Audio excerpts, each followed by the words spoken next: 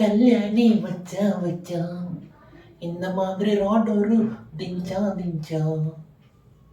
నాకు అర్థం కాలేదు సార్. ఇది తెలుసుకోవాలంటే లాస్ట్ దాకా స్కిప్ చేయకుండా చూడండి.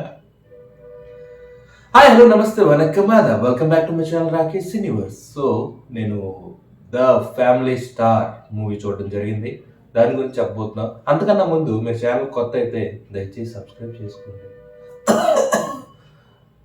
కింద నోటిఫికేషన్ కూడా ఆన్ చేసుకోండి ప్లీజ్. ఎందుకంటే నేను మీ గురించే డబ్బులు ఖర్చు పెట్టి థియేటర్కి వెళ్ళి రివ్యూలు చేస్తాను, మీరేమో లైక్ కొట్టట్లేదు, షేర్ చేయట్లేదు, సబ్స్క్రైబ్ చేయట్లేదు, కమెంట్ చేయట్లేదు. నేను ఇదంతా చేసి ఎందుకు చెప్పండి? సో ప్లీజ్ సబ్స్క్రైబ్ చేసుకోండి, కమెంట్ చేయండి, లైక్ చేయండి అయ్యా. ఓకే, సో మూవీ గురించి చెప్పిపోతున్నాం. సో ఏం లేదు మూవీలో, అలాగనే తీసి పారేయడం కూడా, but it's like old theory movie. Hero మన గోవర్ధన్ విజయ్ దేవరకొండ అన్న ఒక మిడిల్ క్లాస్ ఫ్యామిలీ, తనకంటూ ఒక డిసిప్లిన్ ఫ్యామిలీ, తన ఫ్యామిలీలో అందరినీ చూసుకుంటాడు, కలిసిమెలిసి ఉంటాడు. అండ్ ఏంటంటే తన జీవితంలో ఇంకో అమ్మాయి వస్తుంది, తనే మన హిందూ మృణాల్ ఠాకూర్. సో వీళ్ళిద్దరూ మధ్యన ఏం జరిగింది ఏంటనేదే మూవీ ప్లాట్. అండ్ తన ఫ్యామిలీ బ్యాక్గ్రౌండ్కి వచ్చేసరికి తను ఏంటంటే తను యూనివర్సిటీలో ఒక పిహెచ్డి ఆఫ్ ఫిలాసఫీ ఏదో చేస్తుంది, ఫిలాసఫీ అనుకుంటా, ఏదో ఒకటి సంథింగ్. మీ ఊళ్ళో తెలివితేటలు ఇక్కడ వాడకు, తగ్గించుకుంటే మంచిది. వెళ్ళు. దాని గురించి బుక్ రాద్దాం అనుకుంటుంది. సో దానికోసం తను వీళ్ళ ఇంట్లోకి వస్తుంది. అంతే, అయ్యో నేను కొద్దిగా చెప్పిన అనుకుంటా, స్పాయిలర్ అవుతుంది. సో వీళ్ళిద్దరు ఎలా కలిసారు, లాస్ట్ వరకు వీళ్ళిద్దరి మధ్య ఏం జరిగింది ఏంటనేది మూవీ ప్లాట్.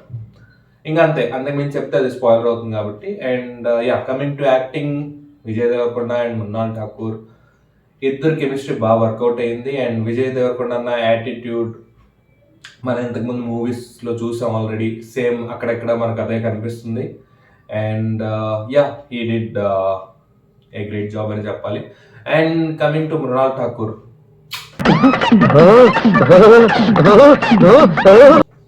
బాబా ఏమైనా అందం. So she acted perfectly, acted గా జీవించిందను. తను ప్రతి సినిమాలోని క్యారెక్టర్ వైజ్గా ఏ క్యారెక్టర్ ఇస్తే ఆ క్యారెక్టర్లో జీవించేస్తుంది. And I personally like her and I truly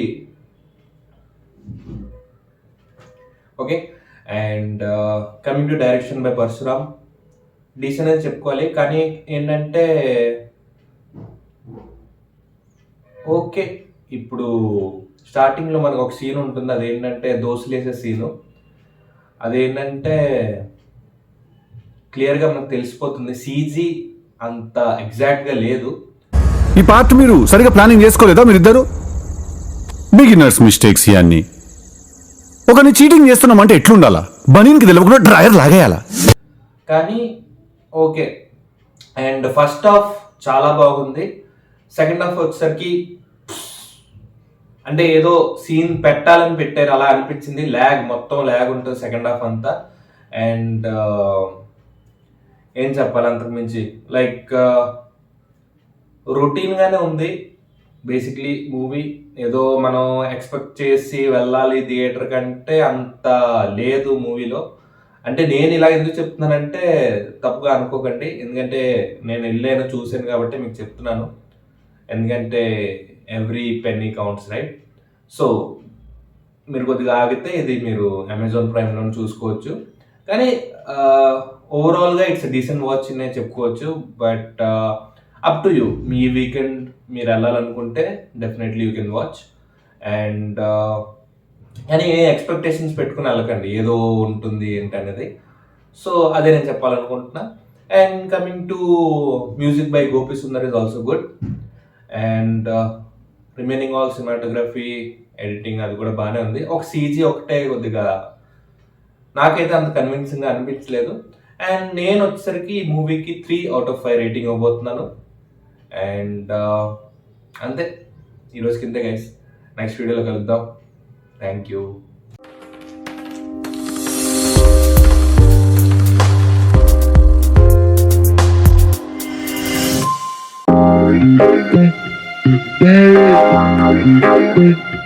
Hey.